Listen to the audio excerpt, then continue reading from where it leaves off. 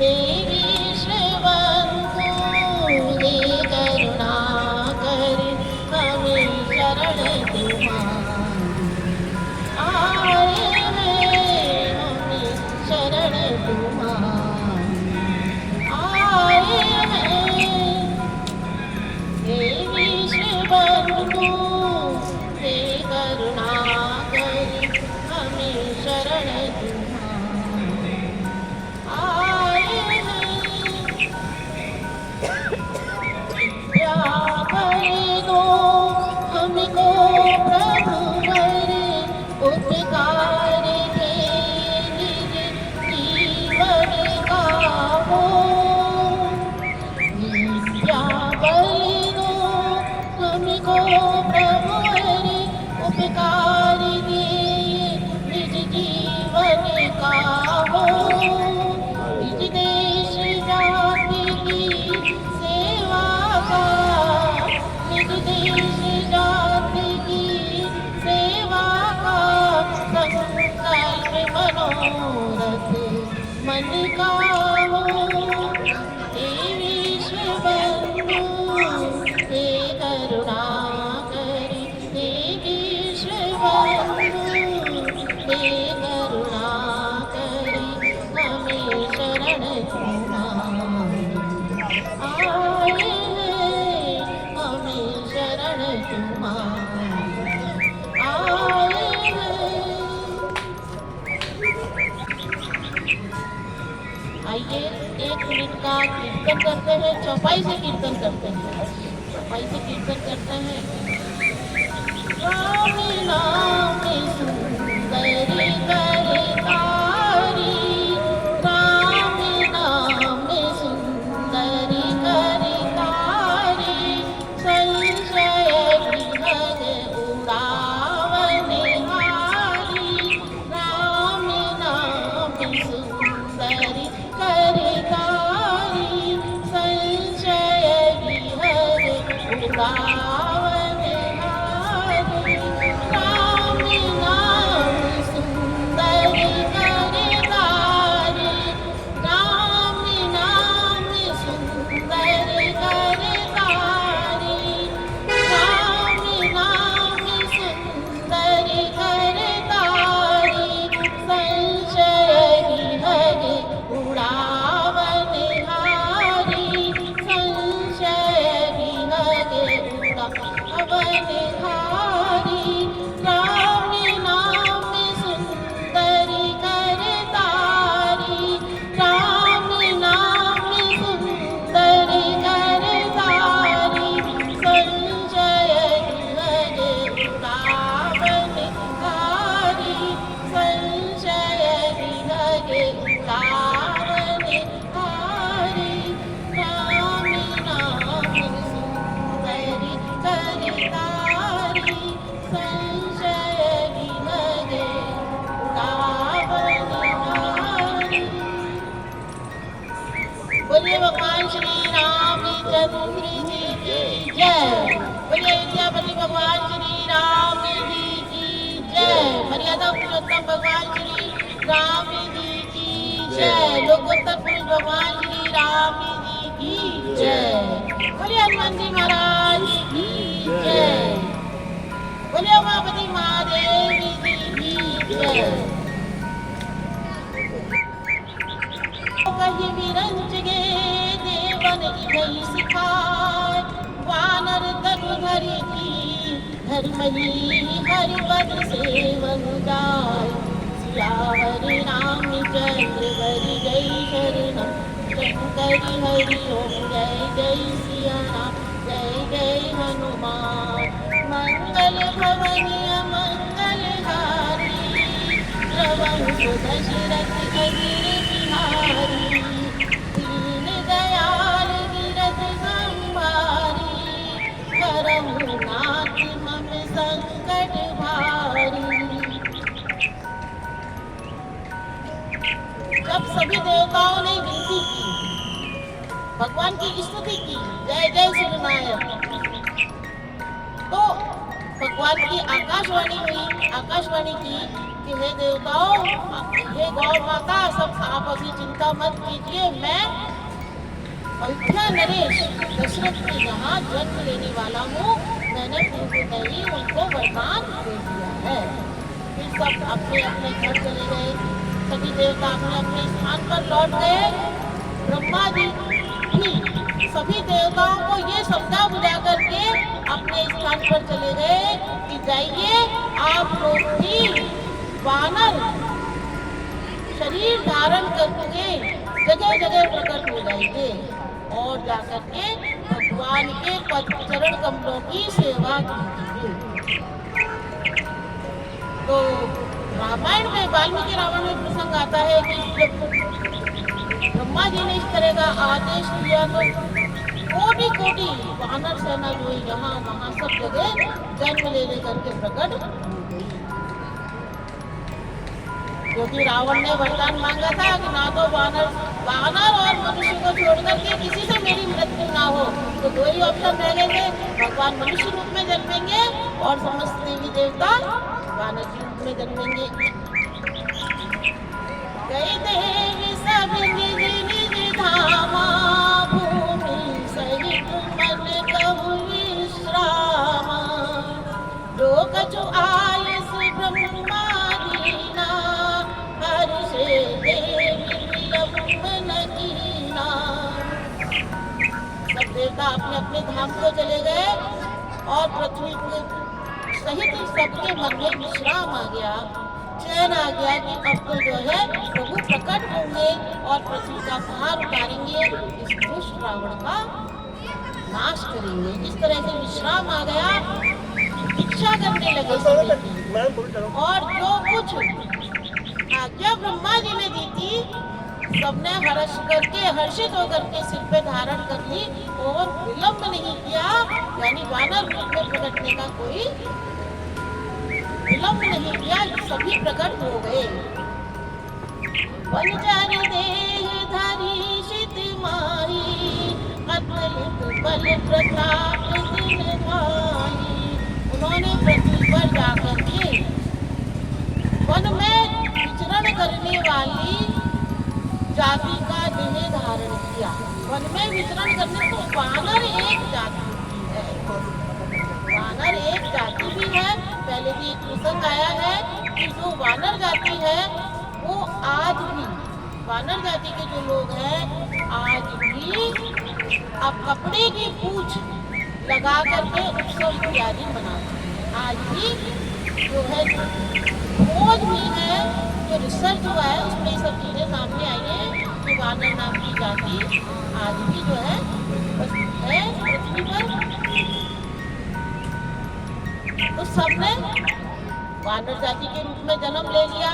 सब अतिरिक्त बल के धाम थे, प्रतापी थे और पर्वत, वृक्ष, नभ और आयुध इत्यादि को चलाने में सब भीड़ थे, यानी वो पर्वतों को उखाड़ लेते थे, पर्वतों को हिला देते थे और बैठ करके अपने समय को पास करने लगे और प्रभु के आने की इच्छा वो करने लगे।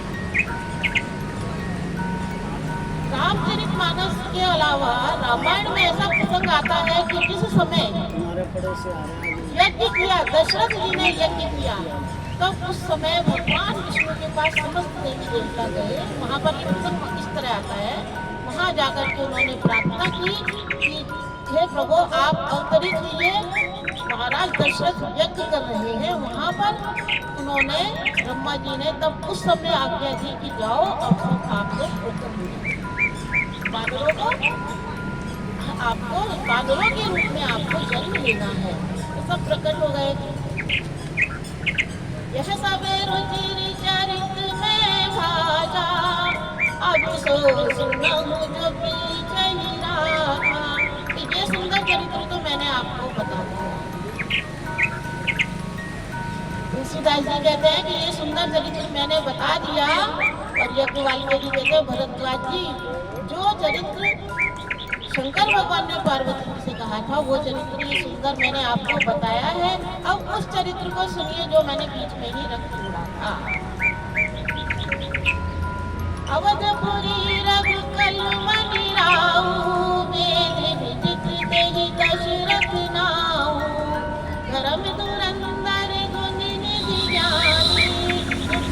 भगति पति सारंग पानी।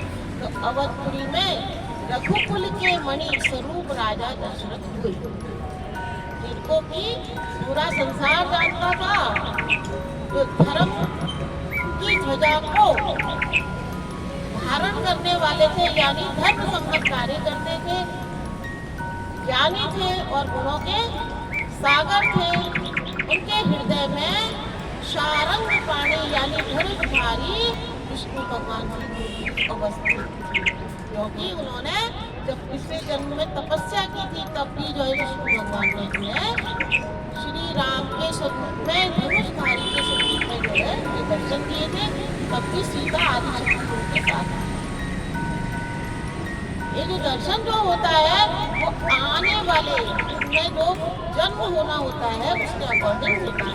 जो भगवान को ईश्वर को जो प्रकट होना होता है इस तरह से उस स्वरूप में दर्शन होता है और उसी से फिर लोक में प्रचार हो जाता है कि उनका दर्शन उनका प्रकट होगा, उनका प्राकट्य हो जाएगा। इस तरह दर्शन बने रहते थे। भगवान श्री राम के रूप में विष्णु भगवान के दर्शन बने रहते थे। कौशल्यादि नारी प्रिय सब आचरण पुनीत, पति अनुकूल प्रेम दृढ़ हरिपद कमल विनीत। सियावर रामचंद्र हरि जय शरणम, शंकर हरि हरि जय जय राम जय जय हनुमान। मंगल भवन अमंगल हारी, प्रभु सुदशरथ अजित बिहारी।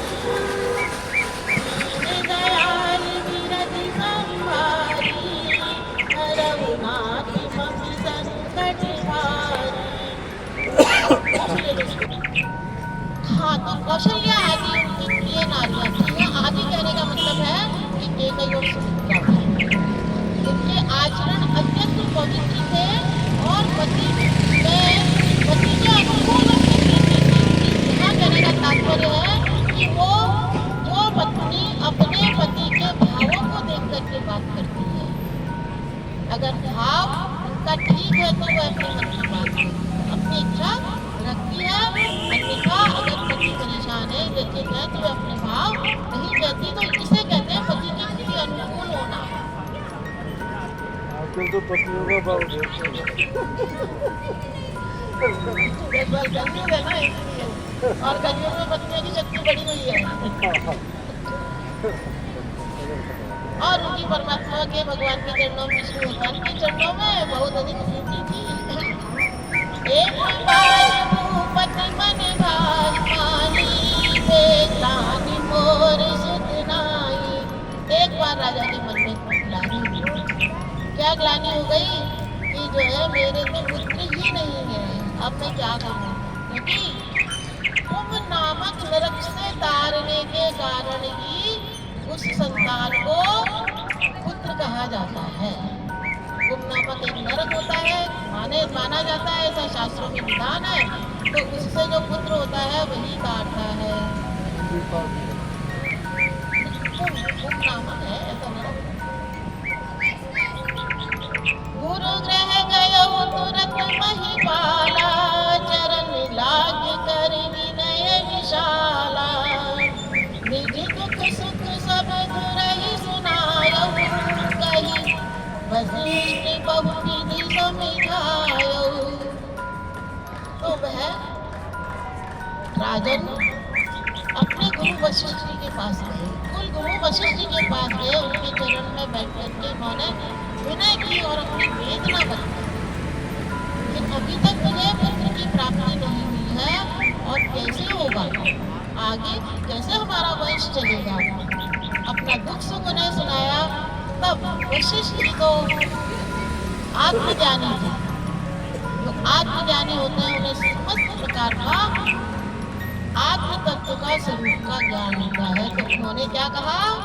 धरहु धीर हो गई सुत चारी, त्रिभुवन विदित भगत भयहारी। हे राजन, धीरज धारण करो, व्यथित मत होइए। आपके तो एक नहीं 4-4 पुत्र होंगे जो कि पूरे संसार में यश प्राप्त करेंगे और इस कुल को यश दिलाएंगे और भक्तों के दिल को मिटाने वाले होंगे। श्रृंगी ऋषि वशिष्ठ बुलावा, पुत्र काम शुभ यज्ञ करावा। तब श्रृंगी ऋषि को बुलाया गया और पुत्रेष्टि यज्ञ कराया राजा ने। श्रृंगी ऋषि की कथा रामायण में इस प्रकार आती है। ऋषि थे काश्यप ऋषि के पुत्र विभांडक के पुत्र। काश्यप ऋषि का पुत्र विभांडक था और उनके पुत्र श्रृंगी ऋषि थे और वो नैष्ठिक ब्रह्मचारी थे। नैष्ठिक ब्रह्मचारी का अर्थ है कि बाल ब्रह्मचारी जिसको कहते हैं। ब्रह्मचारी दो प्रकार का होता है, इसमें जो बाल ब्रह्मचारी होता है वो नैष्ठिक ब्रह्मचारी कहलाता है। तो कहीं जाते आते नहीं थे, किसी से मिलते नहीं थे, किसी से बात नहीं करते थे, सिर्फ अपने पिता की सेवा में लगे रहते थे। एक समय अंग देश में एक राजा थे, लोकपाल नाम के एक राजा थे अंग देश में। उनके यहाँ अधिक धार्मिक होने पर भी कभी कोई अधर्म की बात हो गई तो उनके यहाँ वृष्टि नहीं हुई।